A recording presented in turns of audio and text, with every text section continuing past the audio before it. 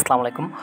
কৃষি গুচ্ছ ভর্তি 2024-25 সেশনে আমাদের কিন্তু চতুর্থ গণবিজ্ঞপ্তি পর্যন্ত কিন্তু আসন খালি থাকার কারণে আবারও ডাকা হয়েছে। তো সেক্ষেত্রে যারা অনলাইনে 10,000 টাকা করে পেমেন্ট করছে তাদের কিন্তু আজকে সাবজেক্ট এবং রুল কিন্তু দেওয়া আছে। তো এক্ষেত্রে আমরা দেখলাম যে আমাদের আসন কিন্তু এখনও 7টা খালি।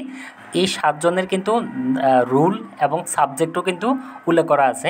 তো এক্ষেত্রে যারা অনলাইনে 10,000 টাকা পেমেন্ট করছে তাদের কাজ যেটা করতে হবে সেটা হলো আগামী 16 এবং 17 এই 2 দিন কিন্তু নিজ বিশ্ববিদ্যালয়ে, অর্থাৎ এখন যে ইউনিভার্সিটির নাম আসছে ওই ইউনিভার্সিটিতে গিয়েই কিন্তু সরাসরি ভর্তি হতে হবে। তো এক্ষেত্রে আমাদের ডকুমেন্ট যেটা লাগবে সেটা হলো আমরা অ্যাডমিট কার্ডটা সাথে রাখবো, তারপর কারো যদি কোটা থাকে কোটার ডকুমেন্ট রাখবো, তারপর আমাদের ছবি রাখবো, এরপরে ট্রান্সক্রিপ্ট আসল কপি যেটা সেটা হলো ট্রান্সক্রিপ্টের মূল কপি অবশ্যই লাগবে। আর এরপর আমাদের পেমেন্ট যেটা করতে হবে সেটা হলো আমাদের খুলনা ইউনিভার্সিটির ক্ষেত্রে এগ্রি ইঞ্জিনিয়ারিং যেটা, এটার জন্য 20,580 টাকা পেমেন্ট করতে হবে। যেহেতু 10,000 টাকা আগে দেওয়া হয়ে গেছে তার মানে আর মাত্র 10,580 টাকা দিলে হবে।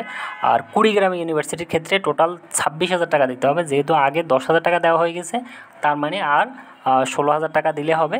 তো আর আমাদের যে নিজ বিশ্ববিদ্যালয়ে গিয়ে যেটা করতে হবে সেটা আগে বলছি, সেটা হলো 16 এবং 17 এই 2 দিন অফিস টাইমে নিজ বিশ্ববিদ্যালয়ে গিয়ে ভর্তি কমপ্লিট করতে হবে। কেউ যদি সাবজেক্ট পাওয়ার পরেও যদি ভর্তি না হয় তাহলে সেক্ষেত্রে তার ভর্তি বাতিল হয়ে যাবে।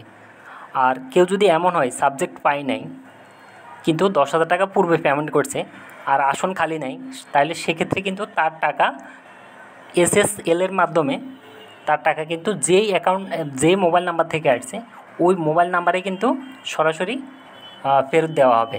সেটা পরে, তবে এখন যে যাদের নাম আসছে 7 জনের এদের মধ্যে যদি কেউ ভর্তি না হয়, আসন খালি থাকে, তাহলে সেক্ষেত্রে কিন্তু যারা পেমেন্ট দিয়েছে তাদের থেকে কিন্তু আবারও ডাকবে, ডেকে ভর্তিটা কমপ্লিট করবে।